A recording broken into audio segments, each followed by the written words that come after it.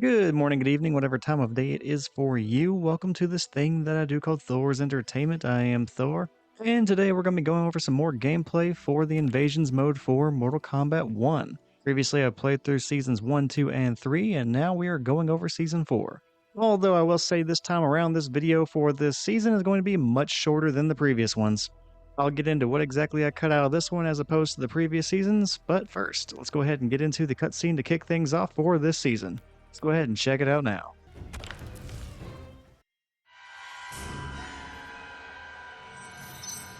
There once was a Shang Tsung even more ambitious than ours. Having created a Mileena hybrid, he decided that she wasn't quite perfect. She needed more intelligence.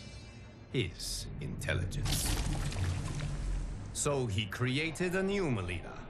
One with Katana's grace, Tarkatan ferociousness, and the sorcerer's boundless intellect. In the end, she proved his undoing. This new Mileena killed her creator, made his flesh pit the hybrid factory, which she uses to construct multitudes exactly like her. Now an army of Ultra Mileenas has invaded this timeline. If it is not stopped, we are doomed. Alright, so that is our setup for this season. We're going to be fighting against an invading Mileena who has the intellect of Shang Tsung and is also the typical combination of the DNA of Katana and Tarkatan's. And on top of that, she also has with her a gigantic clone army of other Mileenas. Which is actually kind of funny because whenever I was playing through Mortal Kombat 9, I did make an offhand joke that if they had the capability of making a Mileena, like a hybrid clone creature that was that powerful, why not make just a crap ton of them and send them endlessly into the Mortal Kombat tournament? Because at no point in the game does it ever establish that there is a limit to the amount of contestants that you can have for a particular realm. So by that logic, the realm of Outworld could just put in as many Mileena clones as they want, and basically just win the war of attrition in that tournament because eventually the Earthrealm Warriors are going to lose even if they are better. Because, I mean, you can only fight for so long before you just get worn down. And also, they let other science experiments like Ermac fight on behalf of Outworld in the Mortal Kombat tournament, so I don't see any reason why Mileena couldn't also participate, or like an infinite number of Mileenas. And that was kind of just supposed to be an offhand comment, joke, just throwaway sarcasm, because, you know, if you have the capability of making this kind of warrior, why would you stop with just one? Well, it turns out apparently some other people had the same idea, and now that's going to be the plot for this season of the Invasion mode. Anyway, I said this episode covering Season 4 was going to be a much shorter one than the previous. And I had kind of already been trending in this direction in the previous season's episode. Because Seasons 1 and 2 were broken up into two-part episodes, both of which were about an hour, so altogether, each of those first two seasons had about 2 hours of coverage. Then during Season 3, I kind of came to the conclusion that most of that footage, well, it just did not need to be there because the Invasions mode can be pretty repetitive and the most meaningful dialogue that we get is typically going to be at the very beginning and the very end of the season, once you've completed all of the maps. And that comes in the form of the cutscenes, like the one we just saw for the intro. At the very end, there are also two cutscenes that are the outros for the entire thing, one before you do the final boss fight and one after. And besides that, you're basically just doing, assuming that you fight as many of them as you can to try and unlock everything, hundreds of random encounters. And yes, it's kind of a very repetitive grind. There are other boss fights throughout the seasons, but while some of them are unique, most of them are not unique enough to warrant a bunch of extra coverage. And also, some of the mini bosses or stage bosses in this mode, they get a little bit of extra dialogue where Liu Kang comes in and tells you a little bit about them. And at first, I thought that might be kind of worth preserving, because the invasion mode is broken up into seasons, and after that season, everything just goes away and you get some new version of the maps and some new boss. That being said, in theory, those cutscenes where Liu Kang tells you about the opponents, you might not get the opportunity to see those again. So I thought that'd be kind of worth including in these videos, but eventually as time went by, I kind of realized that Liu Kang really wasn't telling you anything all that interesting. At least not in most cases. Sometimes it's kind of a cool concept wherever he tells you about an opponent and how they're unique to their alternate dimension, but other times it was pretty bare basic information. Like for example, in the last season, we had to fight an invading version of Smoke from the alternate dimension. And the most that Liu Kang could tell us about this invading smoke was he is determined and he'll do anything to win, so you must also do everything you can to win. That's not really all that unique or interesting. It's kind of generic, and I don't know. If we got more backstory on Smoke than just he wants to win, that might actually be worth including. And I did include it, but if that's the quality of the kind of dialogue we're going to get for the mini bosses, then I really am okay with just skipping over them and then getting to the final boss, where then the cutscenes kick in, then we get some really interesting stuff. So yeah, this season, I'm showing the initial cutscene. I'm including a little bit of the first stage so I can go ahead and get this intro out of the way and explain everything.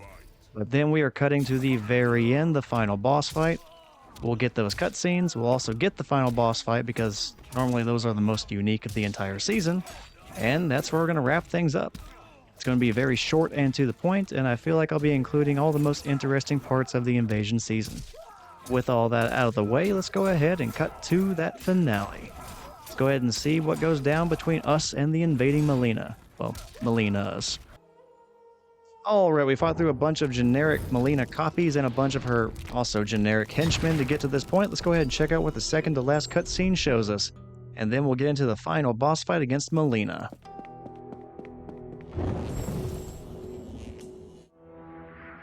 Great genius and wanton cruelty are two attributes one hopes not to find in the same being.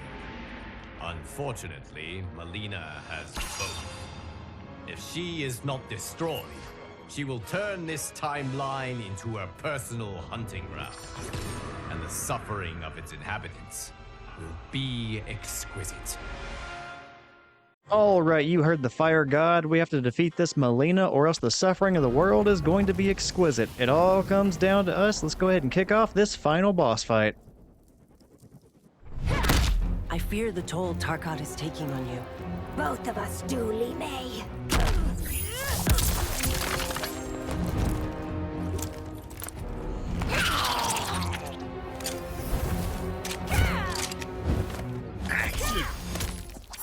Okay, that's kind of interesting. This clone is labeled number 141,819, which would imply that Shang Tsung managed to clone Katana with the DNA mixed in with some Tarkatan in order to make some Mileenas over 140,000 times. And it took that long before he thought to himself, you know what, maybe I should try and make these things a little bit smarter. But then immediately screwed it up by giving it his level of intellect. Which, as deceptive and backstabby as Shang Tsung is, somehow he did not see that shit coming, that Mileena was going to end up killing and backstabbing him. Somehow I'm starting to feel like Shang Tsung really wasn't that smart in this timeline. But anyway, getting back to just the sheer number of Mileenas it took to get to this one, we also have to remember that this Mileena then went on to clone even more, that way she would have an army that would take over her dimension, and then also start to be able to invade others like this one that we're currently in. And all of that in mind, you know, the over 140,000 prior to this one, and then all the countless amounts of them after this one, just how many Mileenas did we finally end up with as a final clone count? Like, if she has an entire army worth of, you know, dimension invading Mileenas, I guess it had to have gotten over 1 million. Well, maybe that's highballing it, I don't know.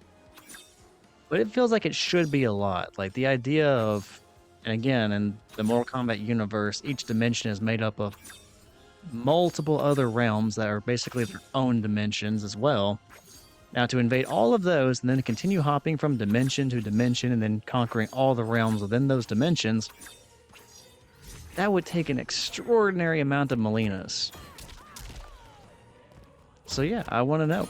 What is the theoretical max number of Mileenas necessary in order to accomplish something like that? I guess it really doesn't matter too much in the end, because evidently, whatever the amazing number of them is, it clearly was not enough, because we're the protagonists and we're going to defeat this Mileena and stop the invasion. So whatever number it was at least 1 Mileena short of being successful. And also something that's kind of mention worthy here, because you probably saw it whenever the little survive minigame happens for Mileena and they're throwing their size at me and other energy attacks. It's not really doing any damage to me, at least not my limei. And that's because this time around I did something I didn't normally do in the previous seasons. I accumulated a lot of the boosters that make you more resistant to certain damage types, and apparently I overdid it on the way to this final boss, and basically made myself completely immune to the kind of energy or element that represents Mileena. So this became by far the easiest final boss fight out of all the seasons of the invasions mode, because Mileena really couldn't do any damage to me, and what she could do just wasn't meaningful enough to actually threaten my character in any way. So yeah, this boss fight ended up being a complete joke, just a total breeze, and wasn't intentional, and I was not willing to play through the entire invasions mode a second time in order to fight her again in a more challenging way for footage. So we're gonna roll with it. We're gonna defeat Mileena very easily.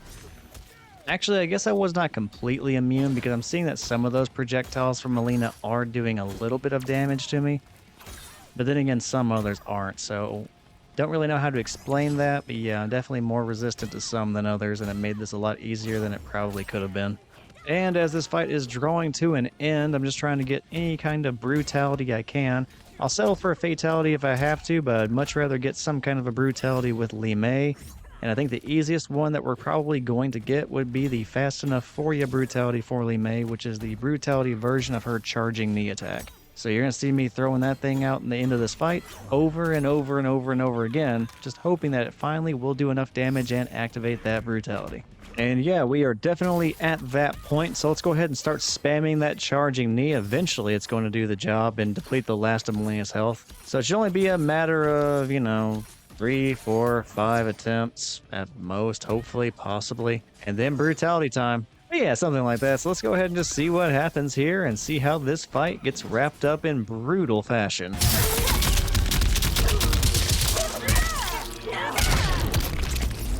Prison would be too good for you. Brutality.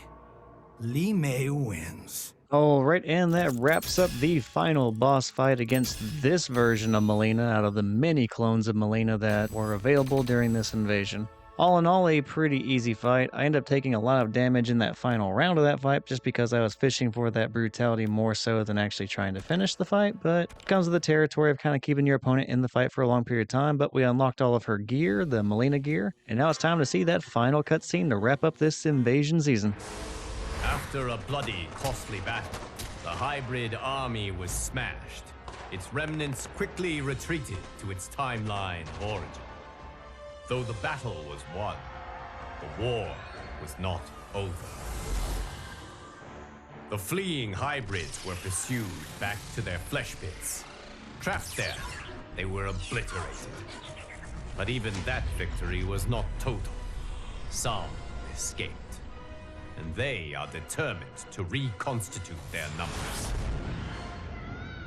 Now a squadron travels from timeline to timeline, seeking out these final pockets of resistance. It must find and destroy all of the remaining hybrids. For if even one of these Mileenas survives, the realms remain in peril.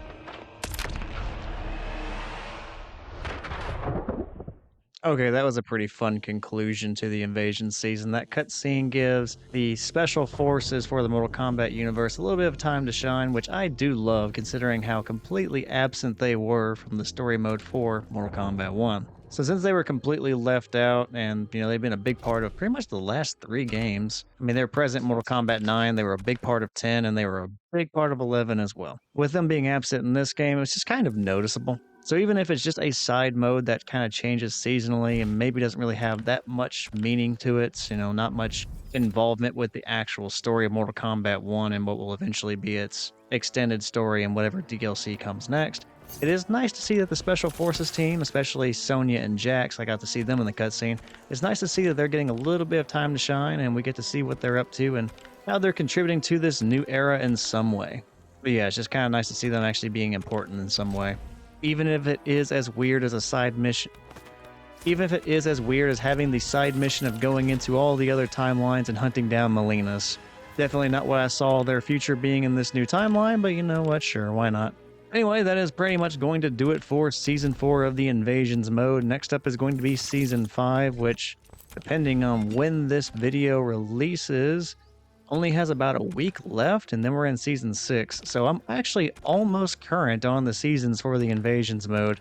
Took me a little while to get here, considering I did all the story modes for Mortal Kombat 9, 10, 11, and Mortal Kombat 1.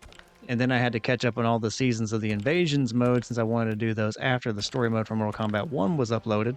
But yeah, after a very long journey and a lot of Mortal Kombat, I'm finally almost caught up to the point to where everything that I'm going to be releasing, at least Invasions mode wise, is current. Now, things like my Fatal Friday series where I go into the Combat League, all those Combat League videos were recorded well in advance of their release, so this definitely does not apply to those, but still, at least I'm catching up in some way. But enough of all that behind the scenes stuff. This is going to be the end of my video for Season 4 of the Invasions mode in Mortal Kombat 1. I hope you enjoyed it, and if you did, feel free to check out some of the other stuff I have on the Thor's Entertainment channel.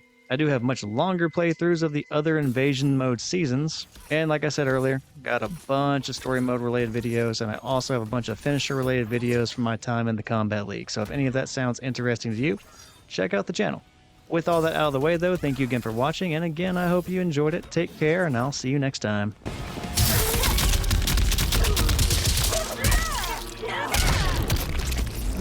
Prison would be too good for you. Brutality. Limei wins.